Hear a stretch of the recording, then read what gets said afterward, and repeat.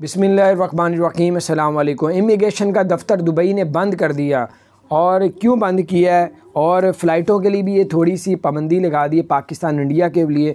Immigration का जो दफ्तर है अल दफ्रा जो है वो बंद कर दिया है, 3 दिन के लिए बंद करने का ऐलान किया है। जो न्यू ईयर की 3 छुट्टियां आ रही हैं उसमें इमिग्रेशन का दफ्तर बंद होगा 3 दिन के लिए न्यू ईयर की वजह से। और फ़्लाइटों पे पाबंदी में पाकिस्तान इंडिया में भी एक पाबंदी लगाई है कि आप जो पीसीआर का टेस्ट अपने मुल्क से करवा के आएंगे 48 घंटे से पुराना ना हो, और रैपिड टेस्ट करवा के आएंगे, वो अब आप दुबई एयरपोर्ट में जब उतरेंगे पहले चेक नहीं होता था, अब आपका यहाँ वाला टेस्ट जो दुबई एयरपोर्ट में भी चेक किया जाएगा। और दुबई एयरपोर्ट में आपको एक नए स्कैनर से गुजारा जाएगा जो आपकी चेकिंग होगी कि आपको कोरोना वगैरह तो नहीं है, और फिर आपका वहाँ पे कोरोना का टेस्ट भी होगा। ये थी कुछ सूरत हाल, मैंने कहा आपसे शेयर करूँ। अपना ख्याल रखें।